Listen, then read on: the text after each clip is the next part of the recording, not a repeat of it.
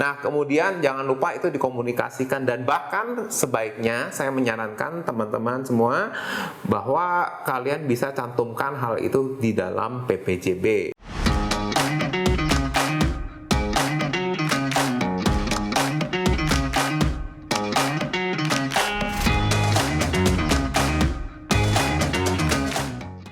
Halo teman-teman The Martians, kembali lagi bersama saya Willy Steven di channel Deal with Willy.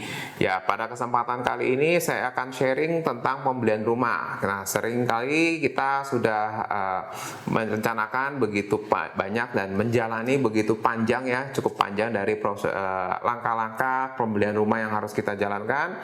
Nah, kemudian kita sampai di satu titik di mana kita mulai mensurvei rumah ya, melihat ya satu persatu rumah, dan akhirnya kita menemukan rumah yang sudah cocok dan tepat menurut kita. Nah, dari hal itu saya juga pernah sharingkan ya apa saja yang harus diperhatikan ketika kita survei rumah di video saya yang lain. Nah, tapi pada kesempatan kali ini saya akan sharingkan apa saja sih hal-hal yang harus kita komunikasikan saat kita sudah menemukan rumah yang cocok untuk kita beli. Nah, saya akan sharingkan ada 4 hal yang harus kita komunikasikan, baik itu kepada pihak penjual ataupun kepada pihak agen propertinya, supaya kita bisa mendapatkan hal-hal yang kita ingin beli dan kita dapatkan sesuai apa yang kita lihat pada saat survei rumah. Tapi teman-teman, sebelum itu jangan lupa like dan subscribe dulu video saya ya, supaya kalian tidak ketinggalan informasi tentang properti dan lainnya. Kita mulai dari poin yang pertama. Kita harus menyusun apa saja yang menarik atau menjadi nilai lebih dari rumah tersebut sehingga kita mau beli rumah tersebut. Nah, kita misalnya tertarik pada ruang tamunya, wah karena furniturnya bagus ya, terus elektroniknya bagus seperti TV. Nah, kemudian sudah lengkap lagi dengan penyejuk ruangan, terus kemudian ditambah lagi dengan hiasan-hiasan yang sangat bagus. Nah, kita harus komunikasikan hal ini kepada pihak penjualnya. Apakah rumah ini dijual termasuk dengan isi-isinya seperti yang kita lihat saat itu.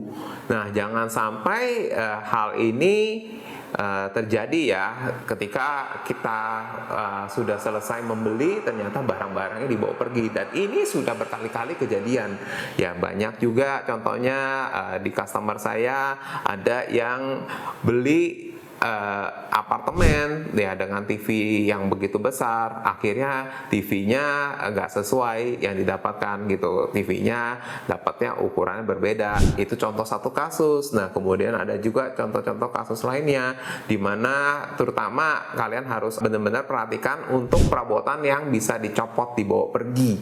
Nah, itu kalian harus komunikasikan dengan jelas. Jangan sampai ketika kalian suka dengan suasana kondisi rumahnya ya, lengkap dengan pendukungnya seperti furniture dan lainnya, barang-barangnya ya, ternyata itu semua dibawa pergi ya, karena bisa saja memang barang-barang itu milik penjualnya, pemilik rumah yang sekarang secara barang pribadi gitu.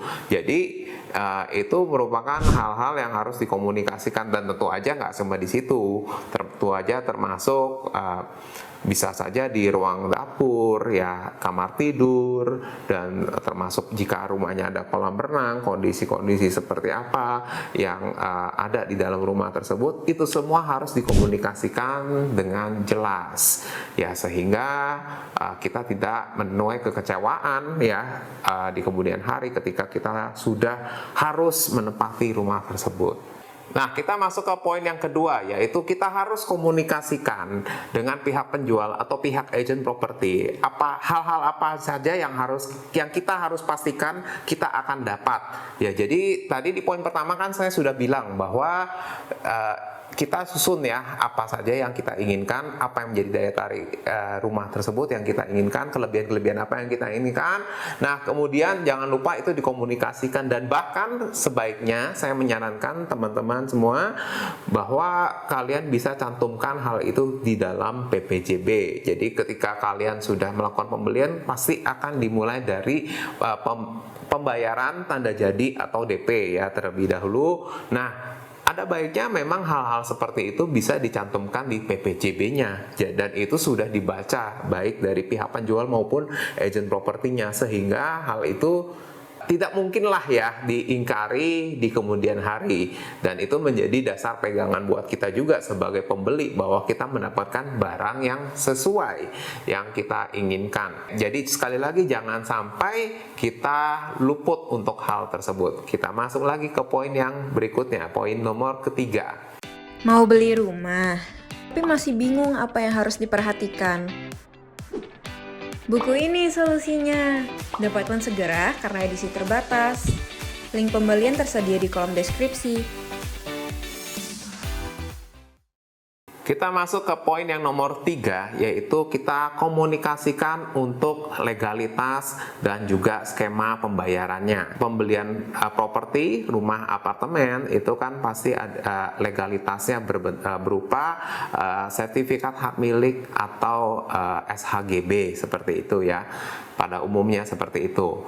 Nah, biasanya ada 3 kemungkinan ya pada umumnya, yaitu sertifikatnya ada di tangan pemilik, atau yang kedua sertifikatnya itu dianggunkan ya ke pihak bank. Nah, kemudian ada juga kemungkinan ketiga, yaitu sertifikat ini belum terbit ya, jadi masih sifatnya bisa girik atau bisa juga dalam bentuk AJB atau PPJB seperti itu.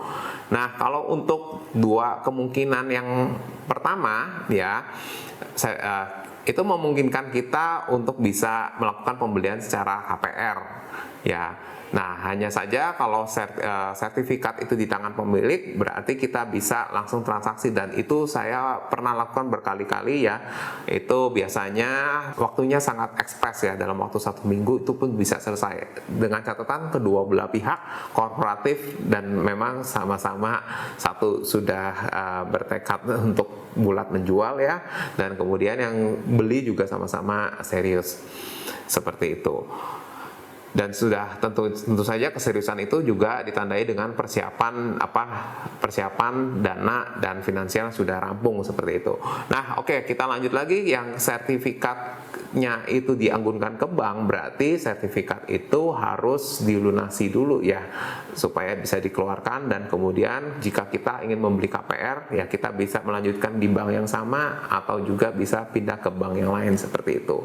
Nah, tapi kemungkinannya kalau kita ada di kondisi bahwa properti tersebut masih girik rumahnya, atau misalnya masih PBJB atau AJB, ya tentu aja ini tidak bisa dilakukan pembelian secara kredit, biasanya melalui cash, dan ini juga harus jadi pertimbangan khusus bagi calon pembeli ya, karena untuk kita paling aman itu biasanya sudah sertifikat seperti itu ya.